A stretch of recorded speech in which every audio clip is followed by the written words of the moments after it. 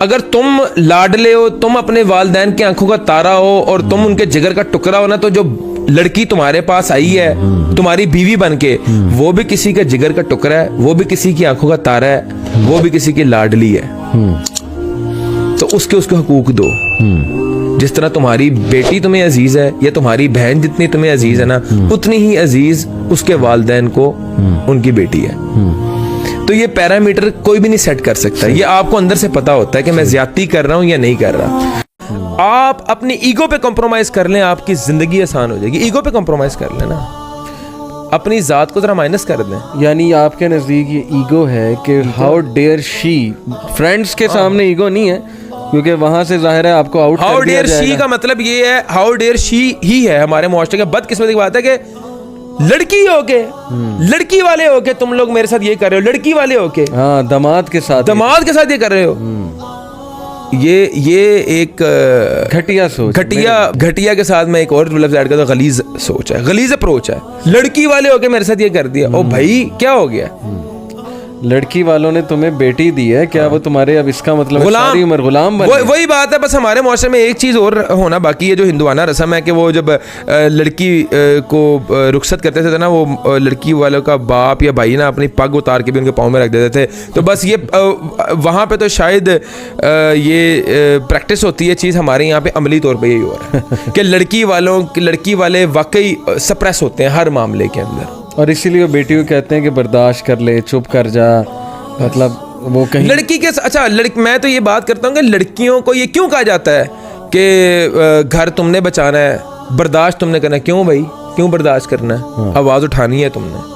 اور ایسے plate forms ہونے چاہیے, میں تو سمجھتا ہوں کہ جہاں پہ لڑکی آواز اٹھائے اور اس کے معاملات صحیح ہوں. اچھا یہ بڑی انفارچونیٹ بات ہے کہ میں مطلب تھوڑا سا کھل کے اگر آپ کو بتاؤں کہ انفارچونیٹلی جو دینی ہمارا طبقہ ہے نا, میں نے تو بڑے ہی ریئر خطبات دیکھے ہیں جن میں وومن رائٹس کی بات ہو رہی ہے, جو اصل میں اسلام نے دی ہیں, کہ شوہروں کو تلقین ہو رہی ہو, ذرا سمجھایا جا رہا ہو کہ عورت سے بات کیسے کرنی. سبیل بھائی اس کو آپ مانیں, ہمارے معاشرے میں ویسے دونوں کو کہتا ہوں. ابھی ریسنٹلی میں نے ڈی ایچ اے میں ایک ورک شاپ کروائی, ماشاءاللہ کافی پڑھے لکھے لوگ وہاں آئے ہوئے تھے. وہ تھا dos and don'ts of marriage. میں نے اس میں دونوں سے کہا کہ نہ مرد عورت کو سمجھتا ہے ہمارے معاشرے میں, نہ عورت مرد کو اتنا سمجھتی ہے. دو ایکسٹریمز ہیں, اس وجہ سے پرابلم آتا ہے. تو میں سمجھتا ہوں کہ مرد کو بتانا چاہیے کہ عورت کا مزاج کیا ہے اور عورت کا غصہ کیا ہے, اور عورت اگر کوئی بات کر رہی ہے تو اس سے اس کی مراد کیا ہے. اصل میں اس ٹریننگ کی بھی بڑی دیکھیں, کبھی زندگی کے اندر میں یہ سمجھتا ہوں کہ عورت کو مرد سے یہ وائب نہیں آنی چاہیے کہ he is not loyal to me, he is not sincere to me, he is not مجھے کچھ سمجھ ٹیکنگ کیئر آف می, یا یہ مجھے بالکل یہ مجھے کچھ سمجھتا نہیں ہے. اور میں یہ سمجھتا ہوں کہ عورت کو کبھی زندگی کے اندر اس کی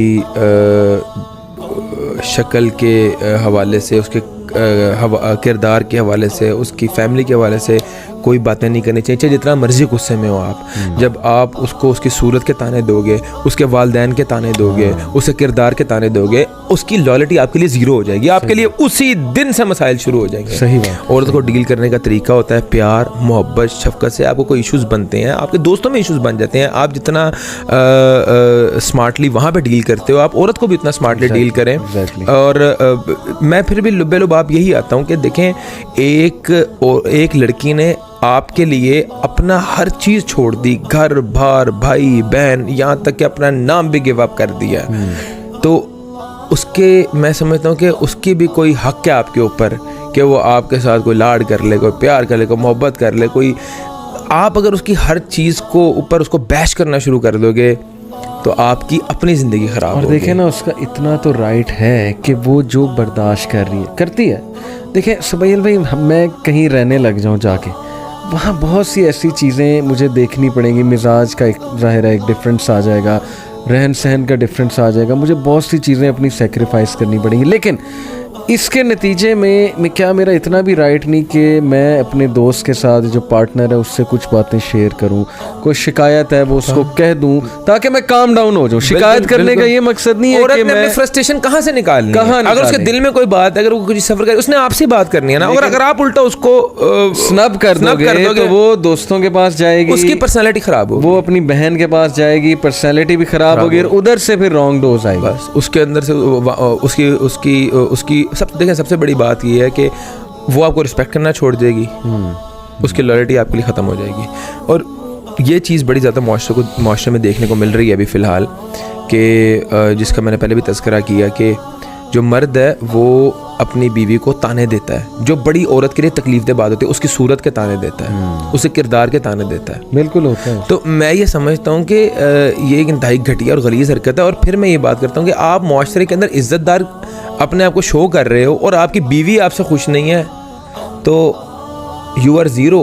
बिल्कुल, तुम्हारी कोई वैल्यू नहीं है, तुम एक घटिया आदमी हो। हदीस में भी ये आता है ना, तुम में से बेहतरीन हुआ जो घर वालों। और ये कंसेप्ट देखें, माशरे के अंदर आप लोगों को क्लियर करना चाहिए कि भाई सबसे अफजल सदका जो है ना, सबसे अफजल सदका वो अपने घर वालों पे खर्च कर रहे हो, सबसे अफजल सदका है। आप भाई बाहर खर्च कर रहे हो, दोस्तों को खिला पिला रहे हो, अपने लिए टूर्स प्लान कर रहे हो, आप अपनी बीवी को ऊपर 10 रुपए खर्च करते हुए आपको मौत पड़ रही है, तो भाई अभी आप बॉय हो, इसका मतलब है आप फिर शादी आपकी फिजिकली तो हो गई है, मेंटली शादी नहीं। आप बॉय भी नहीं हो, आप एक फजूल आदमी हो।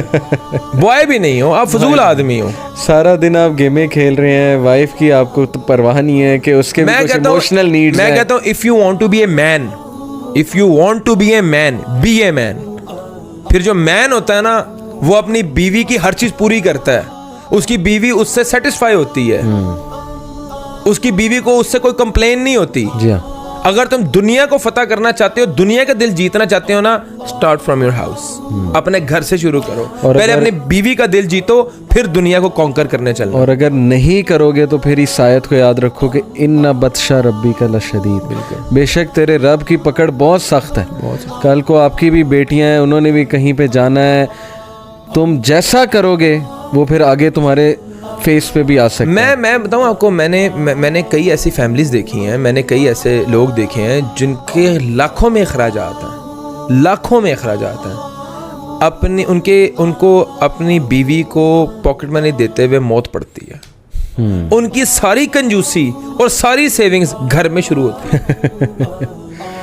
सारी उनकी जो उन्हें जो सेविंग करनी होती है ना, वो घर पे करनी होती है। उनके पास कोई मेहमान आ जाए ना, तो उसके ऊपर वो हजारों रुपए खर्च कर देंगे। सही बात, सही बात। मैं ये समझता हूँ कि दुनिया आपके बाकी तमाम तर ताल्लुकात सेकेंडरी हैं। जिस भी ताल्लुक में जुल्म आ गया, बस उस ताल्लुक का फिर डाउनफॉल। और ये आपको तस्लीम करना पड़ेगा।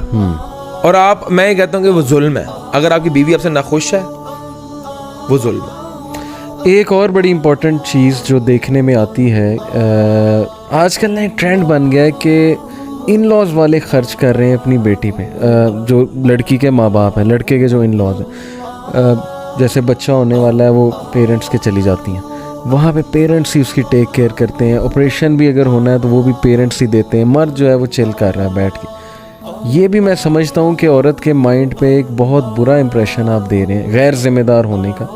दूसरा, औरतों को भी इतना ज़्यादा ये नहीं सोचना चाहिए। कुछ मैं आपको बताता हूँ मसला क्या, कुछ ख़वातीन की तरफ से अनफॉर्चुनेटली पता है क्या बॉडी लैंग्वेज और इमेज आती है, वो ये आती है कि अगर उन्होंने कोई चीज़ डिमांड की ना शौहर से और वो उसके पास चले जेन्युइनली वो नहीं कर सकता, वो पूरा वसाइल नहीं है, तो वो क्या करती हैं, वो कहती हैं फिर हम अपने पेरेंट्स से ले लेंगे। इससे मर्द की वो इज़्ज़त नफ्स हर्ट होती है, वो फिर कहता है फिर चलो अब उन्हीं से लो।